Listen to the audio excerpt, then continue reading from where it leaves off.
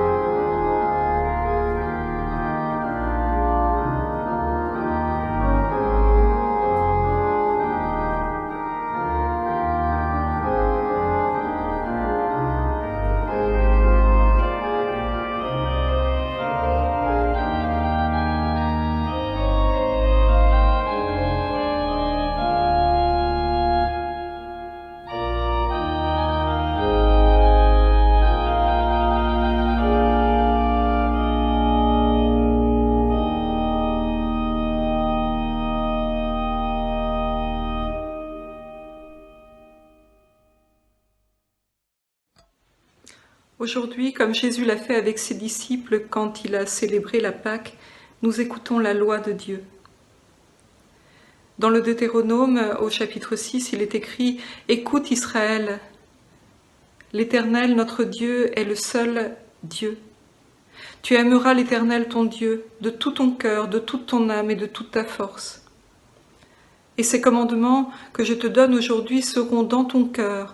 Tu les inculqueras à tes enfants, et tu en parleras quand tu seras dans ta maison, quand tu iras en voyage, quand tu te coucheras et quand tu te lèveras. Tu les liras comme un signe sur tes mains, et ils seront comme des frontaux entre tes yeux. Tu les écriras sur les poteaux de ta maison et sur tes portes. Lorsque ton fils te demandera un jour que signifient ces préceptes, ces lois et ces ordonnances que l'Éternel notre Dieu nous a prescrites, tu diras à ton fils, nous étions esclaves de Pharaon en Égypte, et l'Éternel nous a fait sortir de l'Égypte par sa main puissante. L'Éternel a opéré sous nos yeux des miracles et des prodiges, grands et désastreux contre l'Égypte, contre Pharaon et contre toute sa maison. Et il nous a fait sortir de là, pour nous amener dans le pays qu'il avait juré à nos pères de nous donner. L'Éternel nous a commandé de mettre en pratique toutes ces lois et de craindre l'Éternel, notre Dieu, afin que nous puissions toujours être heureux et qu'il nous conserve la vie. Nous aurons la justice en partage si nous mettons soigneusement en pratique tous ces commandements devant l'Éternel, notre Dieu, comme il nous l'a ordonné.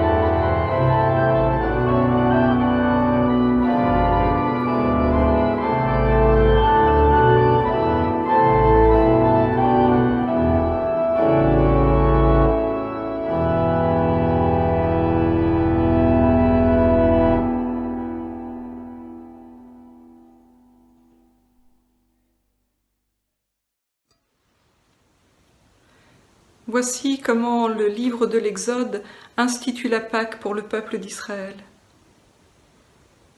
Les enfants d'Israël gémissaient encore sous la servitude et poussant des cris, ces cris que leur arrachait la servitude montèrent jusqu'à Dieu.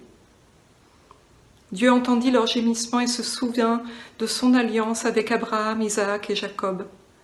Dieu regarda les enfants d'Israël et il en eut compassion.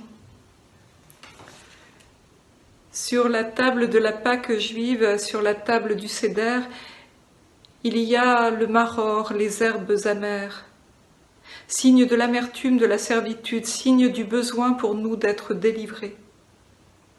Sur la table du Seder, il y a l'œuf dur en signe de deuil devant la dureté du cœur de Pharaon. Sur la table du Seder, il y a 4 verres de jus de fruits de la vigne en mémoire des 4 verbes pour dire libéré. Sur la table du Seder, il y a de la recette, mortier que fabriquaient les Hébreux esclaves en Égypte. Il est aujourd'hui sucré, converti en solide lien entre les pierres et les édifices spirituels. Dans le livre de l'Exode, il est écrit aussi En ce jour même, Pharaon donna cet ordre aux inspecteurs du peuple et aux commissaires. Vous ne donnerez plus, comme auparavant, de la paille au peuple pour faire des briques. Qu'ils aillent eux-mêmes ramasser de la paille. Vous leur imposerez néanmoins la quantité de briques qu'ils faisaient auparavant. Vous n'en retrancherez rien, car ce sont des paresseux. Voilà pourquoi ils crient en disant « Allons offrir des sacrifices à notre Dieu ». Que l'on charge de travail ces gens, qu'ils s'en occupent, et ils ne prendront plus garde à des paroles de mensonge. Sur la table du séder, il y a l'os de l'agneau, signe du bras de Dieu étendu pour sauver son peuple, signe de l'agneau offert en sacrifice pour le pardon du péché. Dans le livre de l'Exode, il est encore écrit « L'Éternel dit à Moïse et à Aaron dans le pays d'Égypte, « Ce mois-ci sera pour vous le premier des mois, il sera pour vous le premier des mois de l'année. Parlez à toute l'assemblée d'Israël et dites « Le 10e jour de ce mois, on prendra un agneau pour chaque famille, un agneau pour chaque maison. Si la maison est trop peu nombreuse pour un agneau entier, on le prendra avec son plus proche voisin, selon le nombre des personnes. Vous compterez pour cet agneau d'après ce que chacun peut manger. Ce sera un agneau sans défaut, mâle, âgé d'1 an. Vous pourrez prendre un agneau ou un chevreau. Vous le garderez jusqu'au 14e jour de ce mois, et toute l'assemblée d'Israël l'immolera entre les 2 soirs.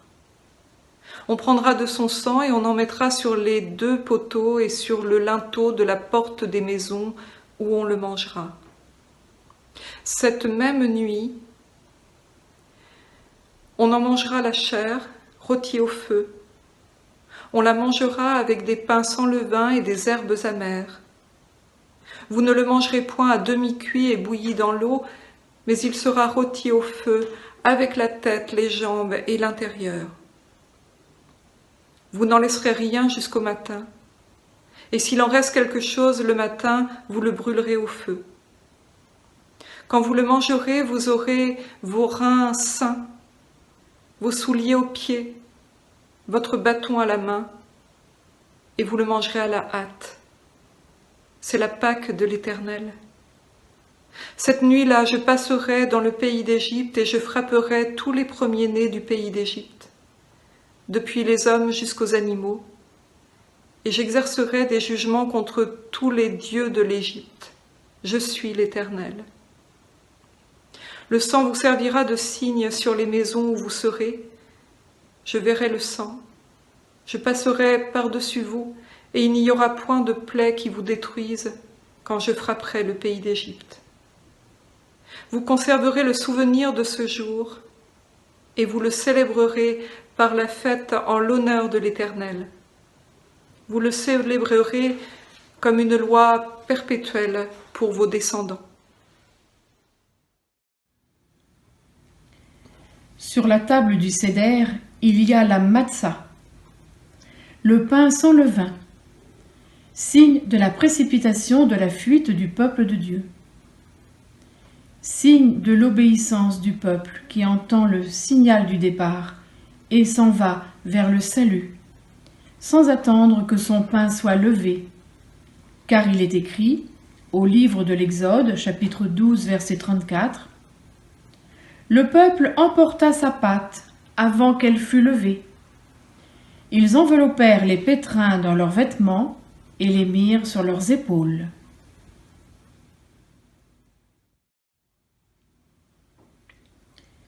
Jésus et ses disciples sont réunis pour partager le repas de la Pâque. Pour tout juif, le repas pascal pris en famille marquait et marque encore le souvenir de la libération d'Égypte. Ce jour-là sera pour vous un souvenir, dit le livre de l'Exode, et vous le célébrerez comme une prescription perpétuelle dans chaque génération. La Pâque juive n'est pas seulement le souvenir d'un fait ancien et révolu. Ainsi, la Haggadah de Pâques, autrement dit le rituel de la Pâque juive, dit « En toute génération, c'est une dette pour l'homme de se voir comme si lui-même était sorti d'Égypte. Car il est dit, tu raconteras à ton fils en ce jour-là, disant, en vue de tout ceci, le Seigneur a agi pour moi quand je sortis d'Égypte. Non point nos pères seulement il les sauva, mais nous-mêmes en eux il nous sauva. C'est pourquoi la dette est sur nous de remercier, de louer, de célébrer, de hausser, d'exalter, de magnifier, de glorifier et de bénir celui qui fit pour nos pères et pour nous tous ces signes. Il nous tira de la servitude vers la liberté, de la détresse vers la joie, du deuil vers la fête, des ténèbres vers la grande lumière, et de l'oppression vers l'affranchissement. En exprimant le désir ardent de prendre ce repas de la Pâque avec ses disciples, Jésus montre que la libération n'est jamais quelque chose d'ancien, mais qu'elle concerne chacun, chacune à chaque génération, quelle que soit l'époque. Ce soir-là, les disciples partagent avec Jésus un dernier repas ensemble. Au cours de ce repas, Jésus fait une déclaration solennelle. D'abord, il annonce que l'un d'entre eux va le livrer. On imagine la consternation des disciples, car ils n'étaient pas préparés à une telle annonce. Jésus ne dit pas qui, mais insiste sur le fait que ce sera bien un convive qui est autour de cette table et qui prend part au repas de la fête. Après l'annonce de cette trahison, Jésus intervient pour distribuer le pain et faire circuler une coupe, geste auquel il donne un sens particulier. Jésus prend le pain, prononce la bénédiction, le rompt et le donne à ses disciples. « Prenez, mangez, ceci est mon corps. » Cette parole apparemment banale est en train de devenir une parole d'éternité, à la force insoupçonnée. Jésus prend ensuite la coupe et fait de même. Cette coupe contient le fruit de la vigne, et Jésus lui donne un sens nouveau. Prenez, buvez. Ceci est mon sang, le sang de la nouvelle alliance qui est versé pour beaucoup. Ce sera une autre parole d'éternité. Ici se construisent les fondations d'une nouvelle relation, prémices d'une alliance nouvelle, comme autrefois ce fut le cas avec Dieu et son peuple, par l'intermédiaire de Moïse. Mais il faudra encore attendre l'auberge d'Emmaüs pour comprendre la signification de ces paroles. Nous remarquons que Jésus ne dit pas « Faites ceci en mémoire de moi ». En effet, ce sera rajouté un peu plus tard dans la liturgie de la première Église. Pour le moment, nous ne sommes pas encore au temps de la mémoire, mais au temps de l'actualisation de la Pâque d'autrefois. Il est écrit, je vous le dis, en vérité, je ne boirai plus jamais du fruit de la vigne, jusqu'au jour où je le boirai nouveau dans le royaume de Dieu. Les disciples acceptent de partager ce repas. Ils acceptent aussi, sans le savoir ni le comprendre, le don que Jésus va faire de sa propre vie. Par le geste du pain et du vin et par les paroles qui suivent ce geste, Jésus prophétise sa fin toute proche, mais aussi sa présence future au banquet du royaume de Dieu, d'une façon presque naïve. C'est une promesse que rien ni personne ne pourront prouver, mais que chacun sera appelé à croire. Mais il y a d'abord les ténèbres à traverser avant de passer à la lumière. Puis il chante les psaumes, comme le veut la coutume de la Pâque juive, et ils se rendent au mont des Oliviers pour un dernier moment d'intimité et de prière. Jésus continue de parler à ses disciples en leur annonçant qu'ils vont tous chanceler et même tomber, à commencer par Pierre, qui s'en défend. Les autres peuvent trébucher, mais certainement pas lui. Mais Jésus lui annonce qu'il sera le premier à déserter, cette nuit même, avant les premières lueurs de l'aube. Jésus sera absolument seul dans quelques heures, sans ses disciples et dans le silence de Dieu. Ce soir, nous ne pouvons pas être ensemble autour de la table pour partager le pain et le vin. Confinement oblige. Il va nous manquer la présence physique des frères et des sœurs pour une véritable communion. L'essentiel, c'est de prendre conscience comment ces paroles du dernier repas de Jésus résonnent en chacun et chacune de nous. En partageant le pain et la coupe, Jésus dévoile en un instant le don qu'il fait de sa personne, comme il l'avait annoncé au moment de son enseignement sur le pain de vie. Il laisse comme signe ultime de sa présence qu'un peu de pain et un peu de vin à partager. Si ce pain et ce vin symbolisent le don qu'il fait de sa vie, alors, lorsque nous partageons à notre tour ce repas, quelle qu'en soit la forme, Jésus nous donne la force d'être un peu plus que ses témoins. Chaque fois que nous partageons ce repas, nous acceptons le don que Jésus a fait de sa propre vie.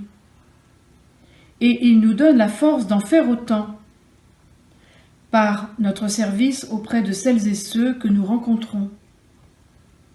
Parce que c'est à ce prix que la parole continue d'être proclamée, et c'est par tous les disciples, ceux d'hier comme ceux d'aujourd'hui, mais aussi ceux de demain, que le Dieu de Jésus-Christ s'incarne en permanence, de génération en génération, pour toute l'humanité.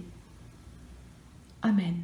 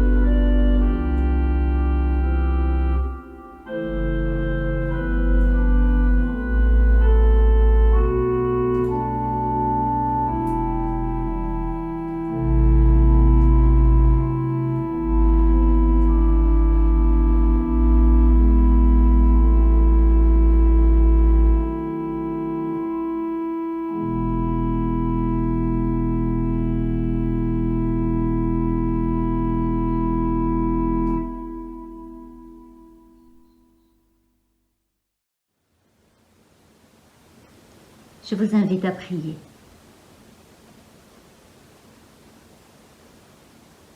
Notre Dieu, ce soir, nous ne pouvons pas partager tous ensemble le repas de la Cène. Mais nous sommes réunis par la communion dans laquelle tu accueilles ce qu'anime le souffle de Jésus le Christ, ton Fils et notre frère. Nous sommes rassemblés dans la prière, chacun là où il se trouve, et dans le partage de la louange pour le don de Jésus le Christ, pour le don de ton amour inconditionnel et pour le don de la grâce qu'il a manifestée. Nous sommes réunis par ton esprit qui ravive en nous la mémoire de ce que nous ont transmis ceux qui nous ont précédés dans la foi. Nous partageons la prière de tous. Pour ceux qui ont besoin de soutien, de réconfort, de soins et d'humanité. Pour ceux qui ont besoin de consolation dans leur détresse. Pour ceux qui ont besoin de persévérance et de courage dans leur service. Pour nos proches éloignés et pour nos voisins. De tous, tu veux être lumière pour leur existence, force et espérance dans leurs épreuves, énergie dans leur fraternité et créativité dans leurs rêves. Que ta bonté, ta fidélité, ta confiance et ton espérance accompagnent ton Église en ces jours d'épreuve. Nous t'en rendons grâce. Amen.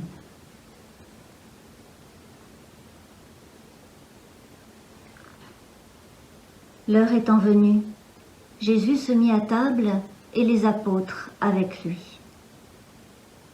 Il leur dit : « J'ai vivement désiré manger cette Pâque avec vous avant de souffrir. Car je vous le dis, je ne la mangerai plus jusqu'à ce qu'elle soit accomplie dans le royaume de Dieu. » Et ayant pris une coupe et rendu grâce, il dit : « Prenez cette coupe et distribuez-la entre vous.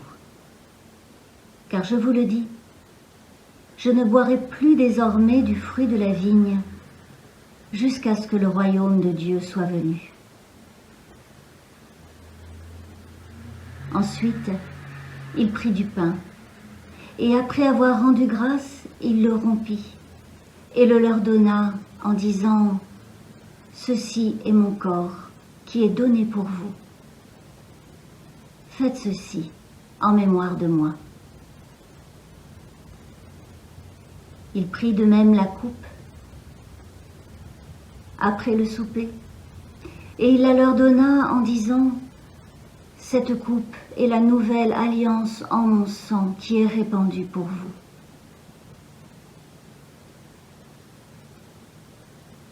Prions encore.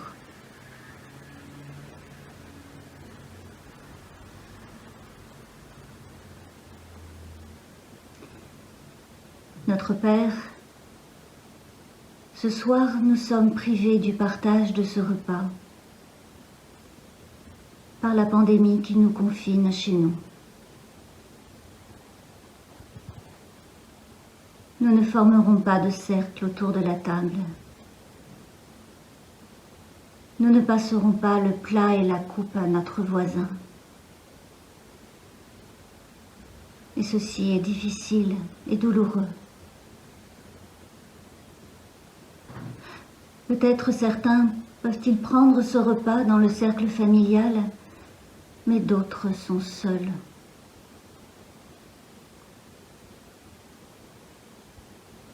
Nous portons dans nos cœurs les noms et les visages de nos frères et sœurs, partageant le même manque, la même tristesse de l'absence et de la distance.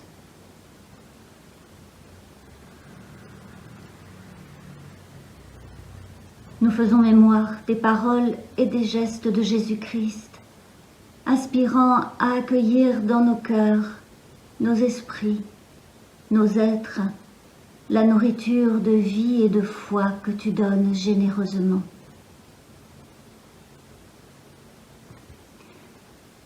Mais ton esprit, souffle de grâce et de paix, n'est contenu par aucune barrière, par aucune distance.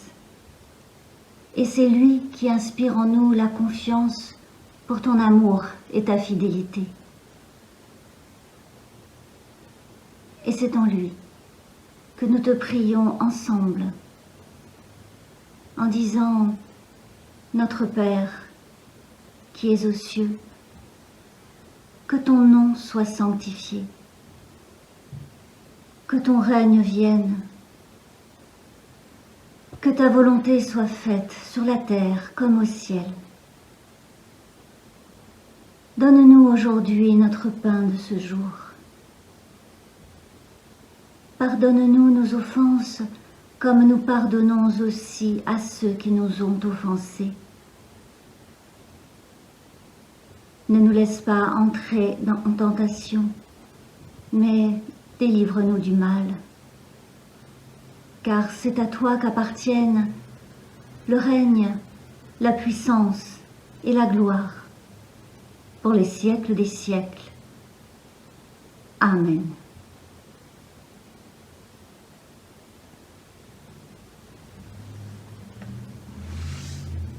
Frères et sœurs, marchez dans l'amour, à l'exemple du Christ qui nous a aimés et qui s'est lui livré lui-même en offrande pour nous. Il est fidèle, le Dieu par qui vous avez été appelés à la communion de son Fils.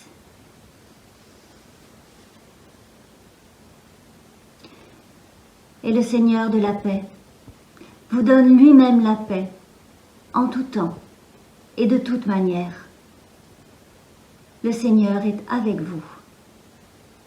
Amen.